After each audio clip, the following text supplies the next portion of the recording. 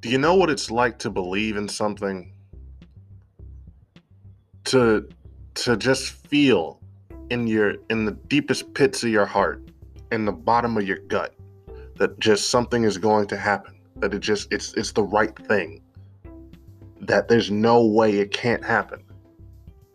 And then have you ever just had that fucking feeling of just feeling crushed when it doesn't? Absolute, just like, damn. It's like it didn't even necessarily happen to you, but damn. I just feel a little just like I got my shit kicked in. For those of you who don't know this about me, growing up I was a fan of wrestling.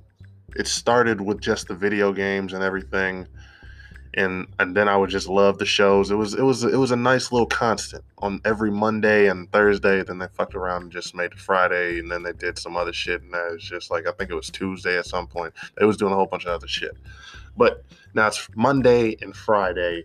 You could and you can expect a daily dose of sports entertainment, otherwise known as professional wrestling. Now, nowadays, if you're watching the WWE, it's more so sports entertaining, meaning you're getting more just like you're just getting people talking. You're not even actually getting people like pretending to fight each other. And I use the pretending word loosely. For anybody that does know a little bit about the business, as they like to call it, it's fake, but at the same time, I dare anybody that's listening to this that tries to scoff at that shit to go get in the fucking ring with Brock Lesnar and just let that man, and actually try to fight that man, actually. Fuck just trying to just letting him throw you around. Try to fight back. Try to fight back. Try to do that against John Cena. Shit, try to do it against any of them big motherfuckers. I'd really love to see it. But I digress. I really, I mean, the games are still fun every now and then. I'm not gonna lie to you, they're still nice, but I feel like I have not watched that shit on television. I have not actually sat and watched a piece of their programming in years. Before the beginning of this month, I had not watched that shit in God knows when, and it's a testament to how much they had gotten me back invested into this wild fucking circus, this shit show of an organization, of a product that they call sports entertainment on WWE. That I was able to get that invested, that I was sitting there watching on my laptop, because I'm sorry, I'm not at the point where I'm going to be paying for Peacock right now to watch this shit. No disrespect, it's a good streaming service.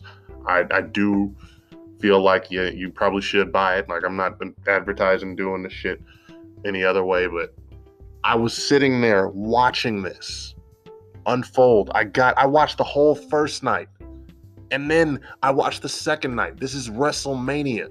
For those who don't know, WrestleMania is the biggest event that they fucking hold every year. They hold it at the end of March / beginning of April every year. It started out as just one huge one night extravaganza. Now it's so fucking big it's become 2 nights.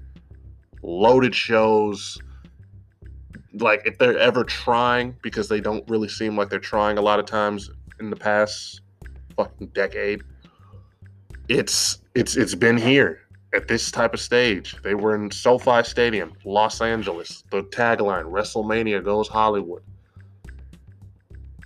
They had all these great fucking contests, fucking matches, fucking shit that was going on. But the biggest one, the one that I want to talk to y'all about, the one that had me hyped up, the one that had me on the edge of my seat just seeing if they were going to actually just pay off this fucking years long story that they had crafted, that had actually been good. Because I'm telling you, it is so rare that you have something in this business that I'm talking to y'all about where it can last this long, but it can be this high quality.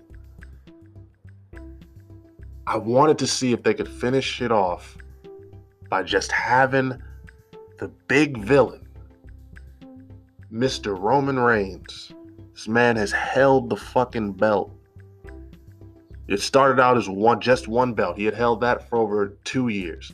Then he's got another one at the end of last year. He beat Brock Lesnar and got a second one. He's the undisputed champion, undisputed whatever they're calling him, world champ,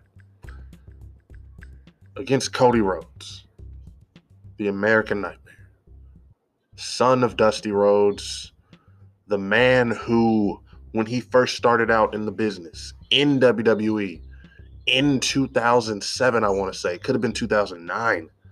He was young as hell, like 21, damn near 23, fresh face. They did not see much of him. He didn't have that star quality that he has now. He had mid-card all over him. Mid-card meaning he is not going to be the guy that you're paying tickets to see. He's not viewed as much, and they don't treat him that way. He was just a guy. But to people who paid attention, to people who actually watched it, I was one of them at the time. I thought he was good. I thought he had potential. I thought if you actually put some attention, some favor behind him, he could actually turn into something. It didn't happen. He got stuck. He got stuck wearing face paint, going out there doing cartwheels, making a fool out of himself. And you know what the man does? He says, fuck this. I'm better than that. He asks for his release. He gets it. He goes out on the independent circuit. He goes out there, makes a name for himself, makes himself a bigger name, a bigger commodity, a bigger attraction without the big machine behind him than he was with them.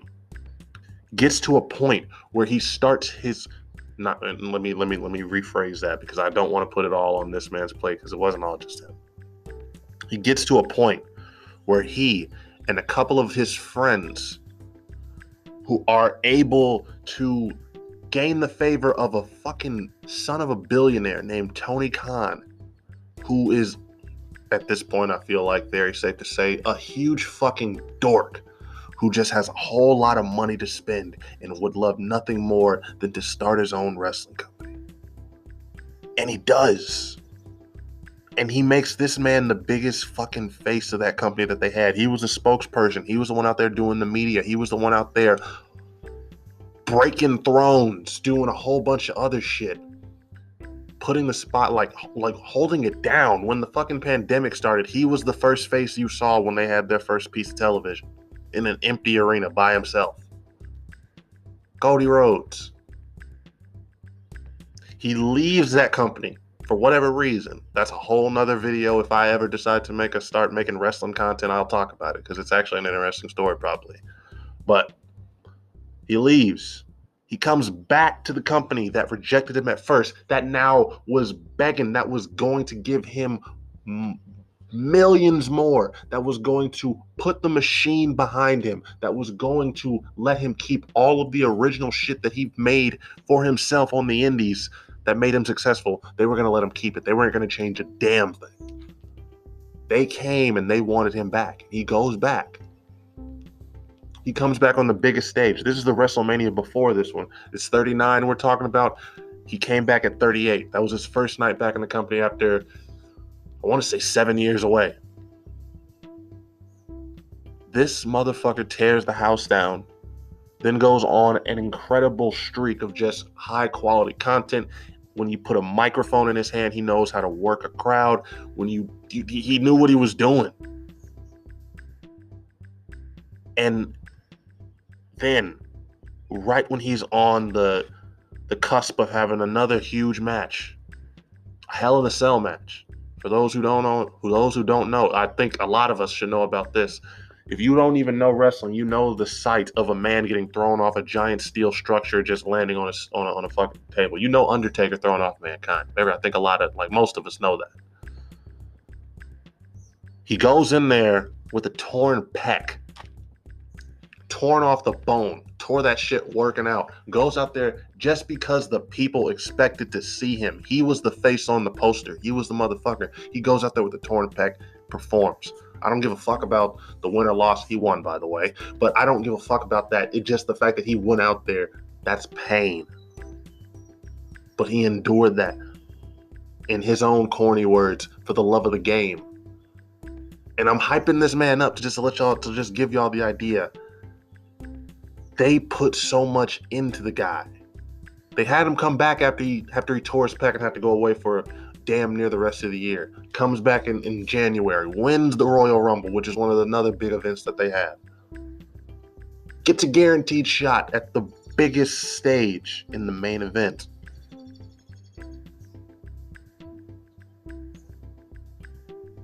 I tuned in to see if they were really going to crown this man and finish off his story. And I didn't even mention the fact that he's got this huge built-in story of having his father also work for the same company, but never be awarded that championship. His father, who, for those who are unfamiliar, Dusty Rhodes is one of the biggest names in wrestling history. If you are not a wrestling person, you might not know that because he's not Hulk Hogan big. He wasn't mega star, transcend the business big. He was what made the business what it was. If that makes sense. It's some people that become bigger than the business. It's people that just keep the business as big as it is. And he was one of those people that was the latter, the second, whichever that means. And it's important to just recognize that his father never won it. His father was never awarded the big one in this company. That was his main crux. When he came back the first night after he came back at WrestleMania 38, he comes out and he says, I just want to win that title. I just want to win it for my family. I want to win it for my dad, but I want to win it for myself more than anything. He had the story right there. And I just wanted to wrap it all back around because I know I had to go on a long way to get you there. A long way to get you to understand. They put the time in to make you believe that after so long, and I didn't even talk about how long and how the fucked up shit that this man Roman Reigns has done. This is a man who's beaten his own family, choked his own cousin out to get his other cousin to stop fucking with him. To win a fucking match against him, he choked out one cousin in front of the other one. It's literally a fucking Hollywood story of a good guy or having to overcome the odds of a giant jerk ass villain. And I tuned in to see if they were going to pay it off the right way. And I'll continue on in the next segment after you hear a word from our sponsors, but I'm going to tell you right now, the answer's complicated. I'll just leave it at that.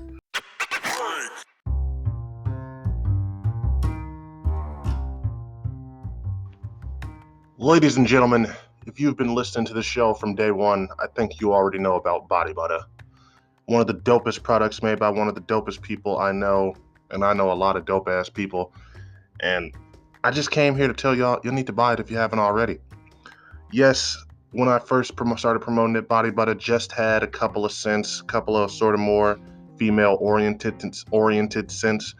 I'm here to tell you right now, shit's not the same anymore. She's got a whole bunch more men's scents. She's got a whole bunch of different collections that she's either working on or she's got out right now. I'm telling you right now, get in tune, stop sleeping. Make sure you go and check out her over at Instagram at Body Butter. That is butter with two A's at the end of it. Just go check this shit out. This shit keeps my skin silky smooth. I don't have to do too much. It will last you a good long fucking minute. It's everything that you need in a better Vaseline and a better lotion type of product. Stop sleeping. Go get you some Body Butter right now. Go make sure you follow her again over at Body Butter on Instagram. That's Body, BODY, BUTTAA. Make sure you go check her out. And once you DM her about your order, just make sure you say, Jerm sent you. Hey there. Do you ever feel like you're getting old? Do you ever feel like the days are just slowly melding into one another and you can't really tell which one is which anymore? Like you can't remember if it's a Monday or if it's Thursday, or if it's February or if it's June, or if it's 2022 or if it's 2025. if you start to go through that feeling of just feeling like you're too old or feeling like your best days are getting behind you, maybe what you need is a pep boost, and maybe what you need to do is read a book about someone else and their trials and their tribulations and their experiences as they grew older, as they became their own person. And you can do that by reading the good book made by my amazing sister-in-law, Lucy Smalls. The book is called Margie Wadsworth's Unforgettable Senior Year. As you can tell by the name, it's all about her senior year of high school, loosely based. It's not exactly it. It's not 100% one-to-one, but it's loosely based. But it's an amazing story just about all the trials and tribulations she had to go through, all the juggling she had to do between family, responsibility, schoolwork, love, all of that. And this was before she had even got to college and met my brother. So this is a story that if you have any woman in your life that just wants to read something that's going to relate to her, that's going to connect to her and her growth, this is the story for them. I'm going to tell you right now, whether she be young, whether she be older, get this book.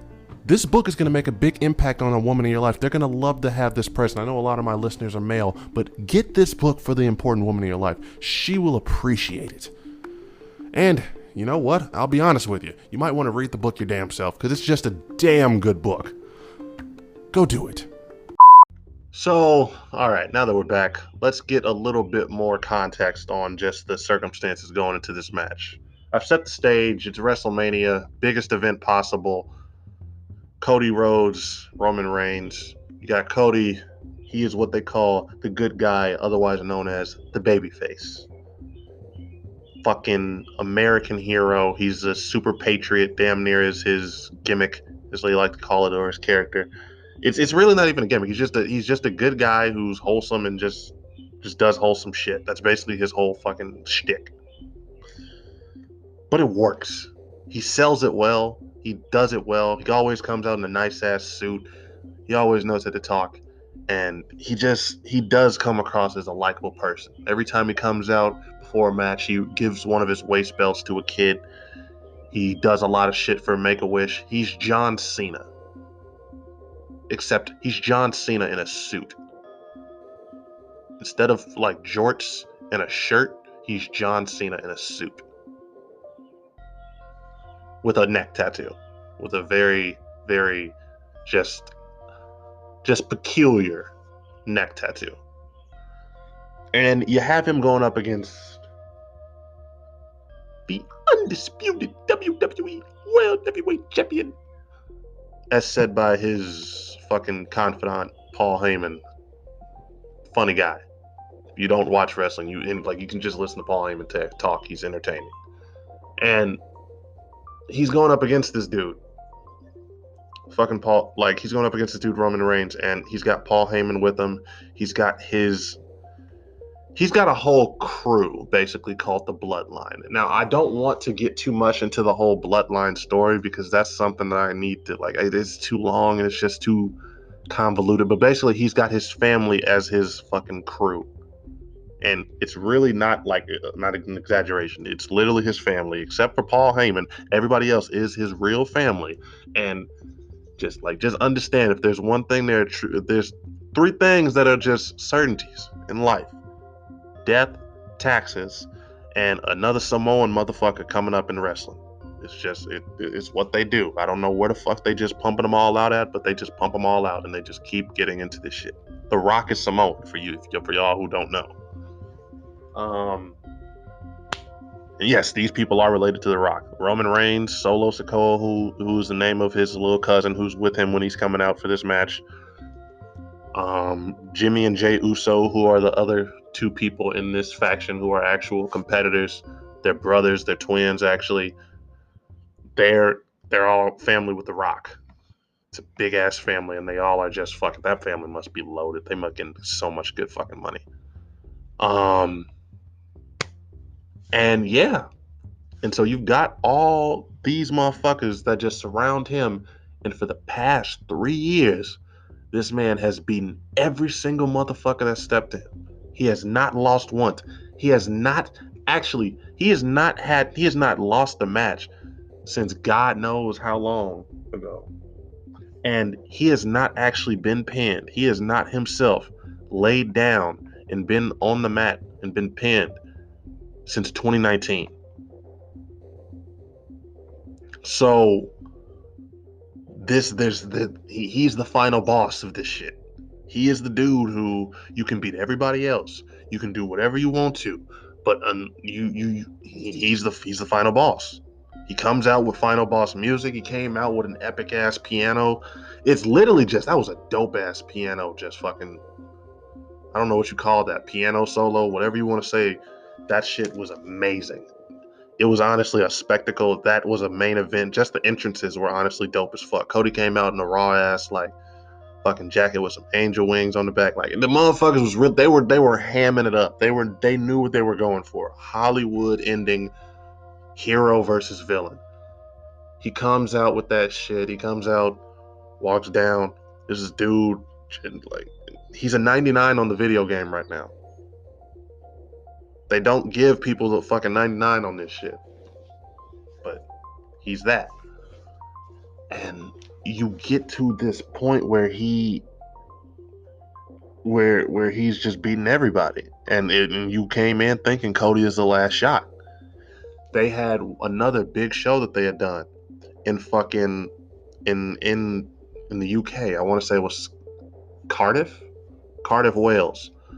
They called it Clash at the Castle. They had a whole European dude, a huge European dude named Drew McIntyre, who was a big star out there. They loved the man out there. It was the same sort of vibe, a little lesser just because it didn't have the pomp to it, but it was still huge. And oh shit. Oh, no porch dog. You won't interrupt my recording. And so you've got all of this pomp that was going into that, and he still beat him. He still just somehow pulled some bullshit out of his ass. I think that was when they actually debuted the little cousin Solo, and he pulled it out. So you go in there thinking they've exhausted every other challenger. He's beaten everybody that there is to beat. There's nothing else left for this motherfucker to do except lose here on the biggest stage to the motherfucker that is in the prime position to just be the face of the company. And when I tell you they made you think he was the face of the company coming up, they did everything possible. He was doing so much media. They had this motherfucker on they might have had this motherfucker on the show with Charlemagne. I can't think of what the fuck it's called. They had him everywhere. I was like, I don't know why they're having him out here doing all this when they only had Roman doing fucking Jimmy Kimmel. So it's amazing how much work they put into this. They had a wrestler who goes by the name of Brody Lee, John Hubert. He died a couple years ago. Rest in peace to him. And his son, both of the big wrestling companies have like found ways to like honor him and feature him. They had him front row seats at Mania. Cody gave him the weight belt.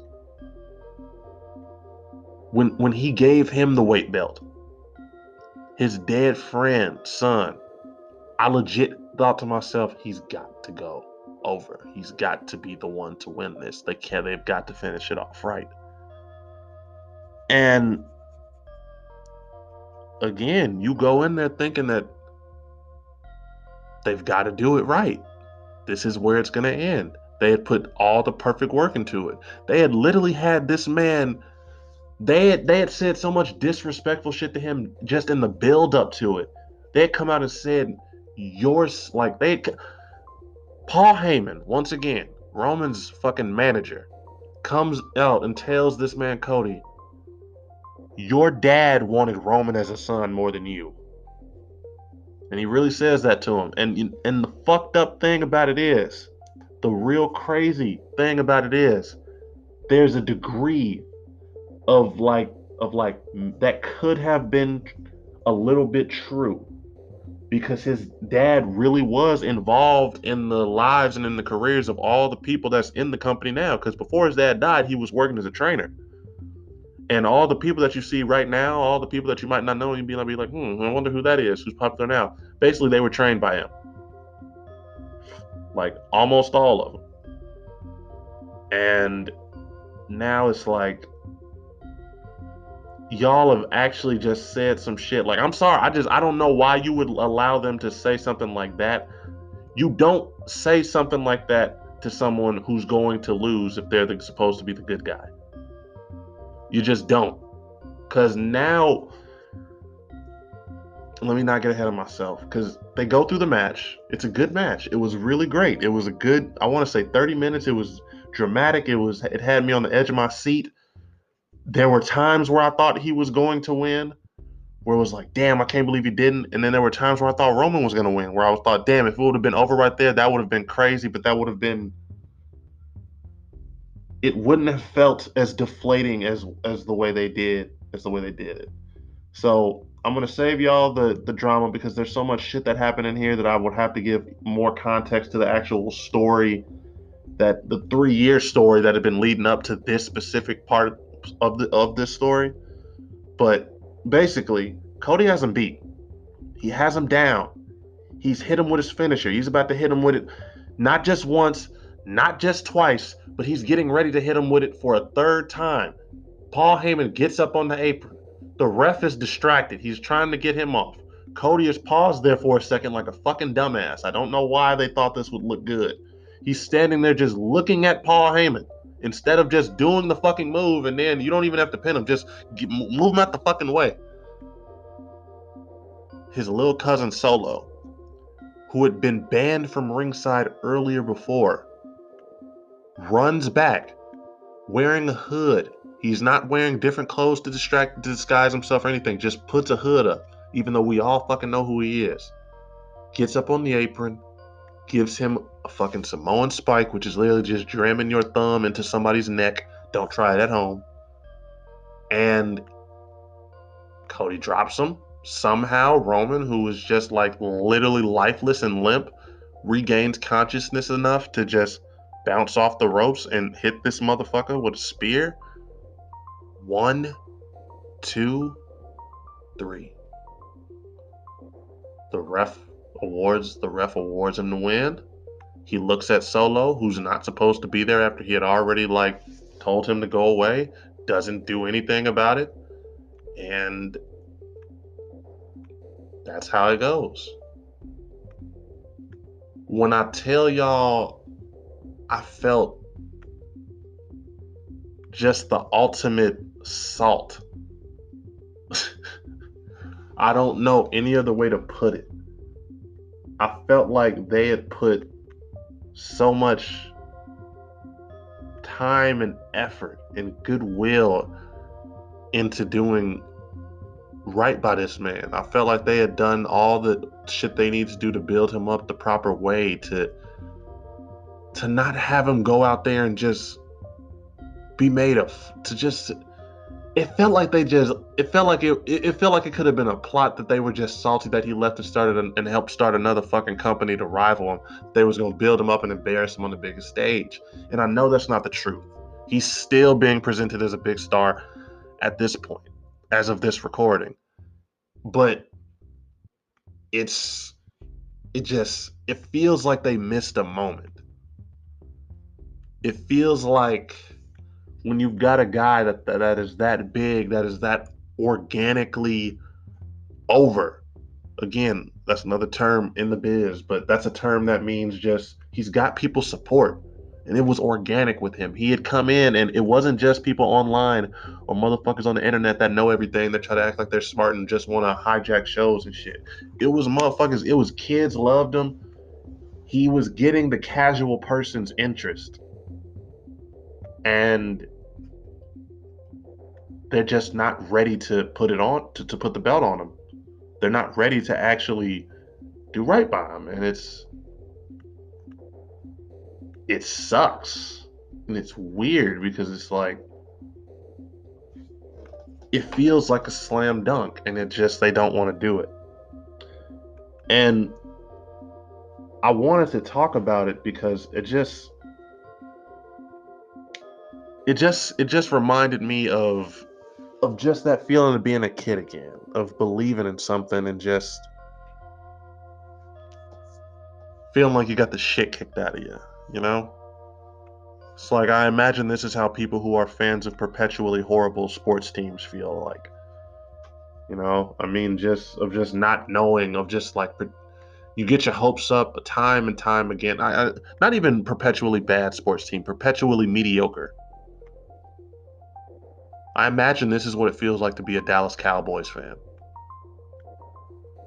Just you really believe the hype. Somehow they every now and then they get you. Maybe not every year. Maybe you sometimes see past the hype and you see that Dak's just not going to do it this year. But every now and then, just one of those years just feels like maybe they'll put it together.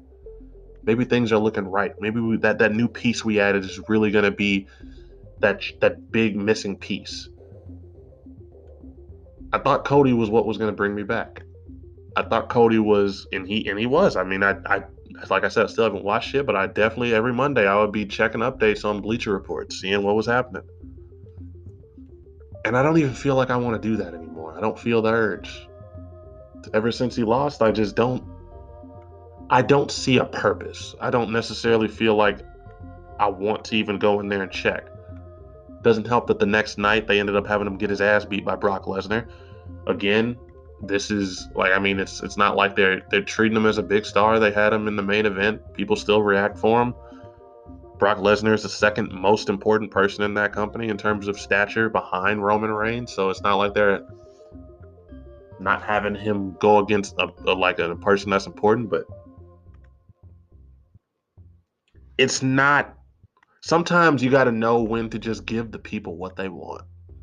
To anybody that's a creator, to anybody that is a filmmaker or a person that's, especially anybody that's in charge of a series, like a TV series or something like that, sometimes you got to know when to give a motherfucker what they want. You don't always do it. Sometimes you stick to your vision, but every now and then, do something to pop the crowd. Because doing what they did at WrestleMania, putting all that work in to something only to pull the rug from people at the last moment, to promote something as finish your story, finish the story, to do all that shit and then pull the rug from underneath the motherfucker. Sometimes you can get away with it. Sometimes people will end up enjoying what you wanted more. But there are other times where it'll just feel like you've lost them. And I feel like the WWE lost me.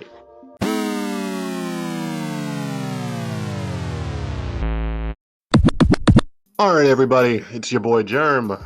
And yeah, that has been how wrestling broke my heart. I want to thank everybody for tuning in and listening all over the world. My people in Africa, my people in Oceania, my people in Europe, my people in North America and South America. You all make doing this so much more just fun. You all make this shit enjoyable, and you all just keep me going. So keep being yourselves. I just want to give a big shout out to all of my affiliates and sponsors. I want to give a big shout outs to I just want to give a big shout out to Mother Nature. It's been a good ass day for me. And most of all, I want to give a big shout out to you. You could have been anywhere else in the world. You could have been listening to anything else. You could have been doing anything else, but you are choosing to lend me an ear and let me tell you a story about how some evil ass people over in Connecticut decided to break my fucking heart. And it means a lot. So this has been Jerm. Once again, have a good rest of your day. Kinetic Aesthetic is out.